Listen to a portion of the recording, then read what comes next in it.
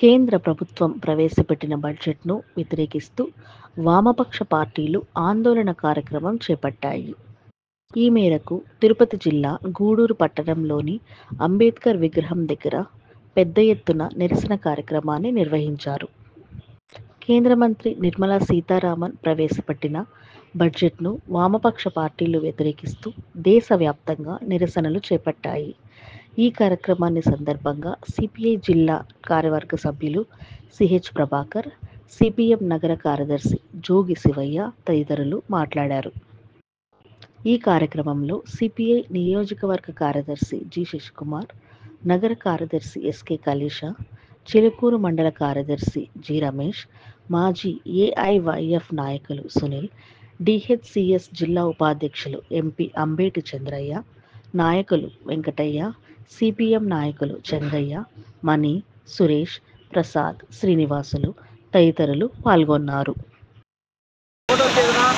కేంద్ర ప్రభుత్వం బడ్జెట్ విడుదల చేసి మనకు అందరికీ తెలుసు. ఈ బడ్జెట్ అనేది ఎవరికి కావాలంటే కాజల గురించి గద్దలు గెలిచినట్టుగా వ్యవహరిస్తున్నారు. ఈరోజు అంబానీ ఆదాయానికి ఉపయోగపడే బడ్జెట్ చెప్తే నిరుపేదలకు ఉపయోగపడే బడ్జెట్ కాదని కూడా మనకు అందరికీ తెలుస్తుంది. ఈరోజు మనం భారతదేశంలో యువకులు కూడా ఎంతోమంది నిరుద్యోగ వృత్తిలో లేక నానా ఇబ్బందులు పడుతూ ఈదులు చేస్తున్నారు. ఇంకా వ్యవసాయ రంగానికి వస్తే వ్యవసాయం ఇంకేనే దేశానికి ఎన్నుముక లాంటి వ్యాధి మనకు అందరికీ తెలుసు. కానీ పండించిన రైతుకు కూడా ఈరోజు గిట్టుబాటు వెళ్ళలేదు. ఆయన వచ్చి అమ్ముకునేది కూడా స్వేచ్ఛాభావం లేకుండా పోతుంది. అదేవిధంగా ఇన్పుట్ సబ్సిడీ లేదు, రైతు భరోసా లేదు, పిఎంఆర్ ఆర్థిక విధానం కూడా చేయలేదు. కానీ అదొక భాగం అయితే ఈరోజు కూడా మనకు కావాల్సినటువంటి రాయితీలు కూడా ఎన్నో ఉన్నాయి. ఎంప్లాయీస్ కూడా వాళ్ళకి జీతాలు లేక బాధ్యంగా చేస్తున్నారు. వాళ్ళు పర్మిట్ చేయాలా. అదేవిధంగా అంగన్వాడీ కానీ ఆశా కానీ మధ్యాహ్న పూట భోజనం పెట్టే కార్మికులు కానీ ఇలాంటివి శ్రామిక కార్మికులు ఎంతోమంది ఉన్నారు. వాళ్ళకు కూడా ఎటువంటి ఆదాయం వచ్చే బడ్జెట్ కాదు. వీటన్నిటి మీద మనం గతం నుంచి కూడా పోరాటాలు చేస్తున్నాం. దాన్ని పక్కన పెట్టేసి పొంగలో పెట్టేసి ఈరోజు మోదీ గారు ఉదాహరణ ముట్టుకుంటూ వచ్చి మీకు 10,000 రూపాయలకి ట్యాక్స్ కట్టబడలేదు అని చెప్పి ఆయన అంబానీకి ఆదాయానికి ఉపయోగపడే బడ్జెట్ ఈరోజు ఇచ్చారు. ఈరోజు చూస్తే ఎక్కడైతే పొంగలు అక్కడే ఉండేవి ప్రభుత్వాలు ఉన్నాయి. మేము ఒకటే చెప్తున్నాం, మాకు మీరు ఇచ్చిన బడ్జెట్ బాగలేదు. మాలో ఉన్నటువంటి ఎంప్లాయీస్ కూడా అరెస్ట్ కానీ తీయాలి కానీ అట్లాంటి రావాల్సిన రాయితీ బడ్జెట్ వల్ల యువకులు కూడా ఎంతోమంది నియమిస్తున్నారు. వాళ్ళకు కూడా ఆ రోజు ఉద్యోగాలు ఇస్తామన్నారు. అదేమో రైతాలను ఆడుకుంటామన్నారు. అంగన్వాడీ కూడా నాయకుల కొడుకులు నెరవేరుస్తామన్నారు. దానికని మీరు చేసేది కాబట్టి మీరు ఖచ్చితంగా ఇచ్చిన హామీలు వెంటనే అమలు చేయాలని చెప్పి మేము సిపిఎంగా సోదరులారా, ఈరోజు రాష్ట్ర వ్యాప్తంగా కూడా ఈ కేంద్ర ప్రభుత్వం ప్రవేశపెట్టినటువంటి బడ్జెట్ని వ్యతిరేకిస్తూ యువపక్షాల ఆధ్వర్యంలో ఈరోజు ఈ నిరసన కార్యక్రమాలు 14వ తేదీ నుంచి 20వ తేదీ వరకు కొనసాగుతూ ఉన్నాయి. ఈ బడ్జెట్ సరిగా లేదు, ఇది పేదవాళ్ళకు ఉపయోగపడే బడ్జెట్ కాదు, ఇది కార్పొరేటర్లకు మాత్రమే ఉపయోగపడే బడ్జెట్ ఇది. ఈ బడ్జెట్ని రద్దు చేసి పేదవాళ్ళకు ఉపయోగపడే విధంగా బడ్జెట్ పెంచాలని చెప్పి ఒక దేశవ్యాప్తంగా కూడా ఒక ఆందోళన జరుగుతూ ఉంది. కాబట్టి ఇటువంటి బడ్జెట్లని ఇంతకు ముందు ఎప్పుడు కూడా చూడాల. ఈ దేశానికి అనేక వనరులు ఉన్నప్పటికీ కూడా ఆ వనరులన్నింటినీ ప్రైవేట్ పరం చేసి ఈ రోజు ఏంటంటే కార్పొరేట్ల వైపుకే చూస్తున్నారు తప్ప ఇక్కడ ఉన్నటువంటి గ్రామీణ కార్మికులు ఏ విధంగా ఇబ్బందులు పడుతున్నారో, వాళ్ళ సమస్యలు ఎలా ఉన్నాయో వాటన్నిటిని కూడా మాట్లాడే పరిస్థితి కూడా లేదు.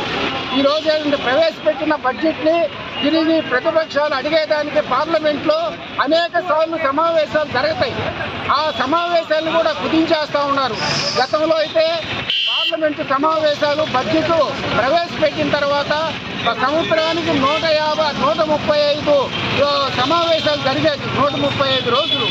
కానీ ఇవాళ జరగడం లే. 55 రోజులకే, సంవత్సరానికి 55 రోజులకే క్లోజ్ చేస్తూ ఉన్నారు.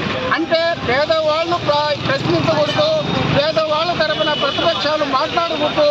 వాళ్ళకి అనుకూలంగా ఆ బడ్జెట్ ప్రవేశపెట్టే ఆ బడ్జెట్ని అట్లే దాన్ని అమలుపరిచే విధంగా చేస్తున్నారే తప్పిస్తే ప్రతిపక్షాలు మాట్లాడేదాన్ని నోళ్లు నొక్కేసే విధంగా ఉన్నాయి. కాబట్టి ఇవాళ వీటన్నిటి మీద కూడా వామపక్షాలు అదేవిధంగా ప్రతిపక్షాలు కూడా దీని మీద మాట్లాడాల్సినటువంటి అవసరం ఉంది. కానీ దురదృష్టవశాత్తు ఈ రాష్ట్రంలో ప్రతిపక్షంలో ఉన్న అదేవిధంగా అధికార పక్షంలో ఉన్న ఎవరు కూడా మాట్లాడలేని పరిస్థితిలో ఇక్కడ ఉన్నటువంటి ఈ రాష్ట్ర పరిస్థితి. ఈ రాష్ట్రానికి రావాల్సినటువంటి బడ్జెట్లో మనకు కేటాయించాల్సినటువంటి ఏఈ కేటాయించాల అయినా కూడా ఇక్కడ నోటు మెరగకుండా మంచి బడ్జెట్ అని సంకలు వేసుకుంటూ ఉన్నారు కూటమి ప్రభుత్వం. కాబట్టి ఈ రాష్ట్రంలో కూడా అనేక మంది అనేక రకాలుగా ఇబ్బందులు పడుతున్నారు. ఒక అమరావతి పోలవరాన్ని చూసుకుంటే కాదు, ఇక్కడ కూడా ప్రజల సంక్షేమం కావాలా, కార్మికులకు ఉపయోగపడే విధంగా బడ్జెట్ ఉండాలా. కాబట్టి ప్రజల సంక్షేమాన్ని తీసుకురావడానికి ఈ రాష్ట్ర ప్రభుత్వం ఈ దేశాన్ని కేంద్ర బడ్జెట్ని వ్యతిరేకించే విధంగా ఉండాలా, సూచనలు చేసే విధంగా ఉండాలా, ఈ రాష్ట్రానికి కూడా నిధులు తెచ్చుకోవాలని చెప్పి మేము వామపక్ష పార్టీలుగా ఇక్కడ మీ ముందు తెలియజేస్తా ఉన్నాం.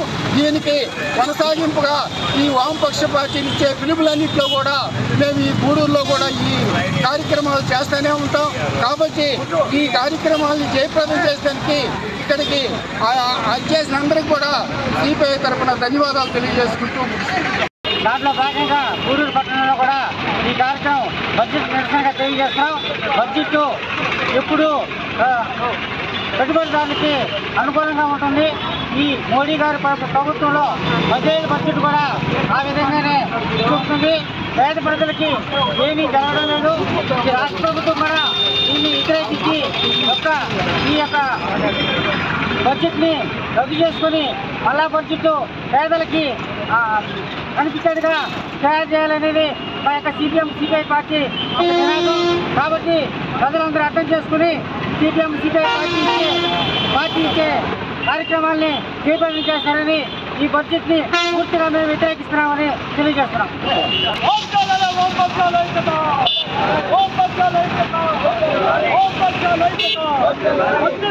నూతన బడ్జెట్లు పేదవాళ్ళని కలుపుతున్న నూతన బడ్జెట్లు, ఆంధ్రాన్ని కలుపుతున్న నూతన బడ్జెట్లు, ఆంధ్రాన్ని కలుపుతున్న నూతన బడ్జెట్లు, ఆంధ్రాన్ని కలుపుతున్న నూతన బడ్జెట్లు. వామపక్షాల ఐక్యత, వామపక్షాల ఐక్యత, వామపక్షాల ఐక్యత. రద్దు చేయాలి నూతన బడ్జెట్లు, రద్దు చేయాలి నూతన బడ్జెట్లు, రద్దు చేయాలి కేంద్ర ప్రభుత్వం ముందు వైఖరి, కేంద్ర ప్రభుత్వం వైఖరి.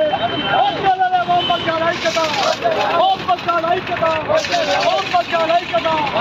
నూతన బడ్జెట్లు, పేదవాళ్ళు కలుపుతున్న నూతన బడ్జెట్లు, పేదవాళ్ళు కలుపుతున్న నూతన బడ్జెట్లు.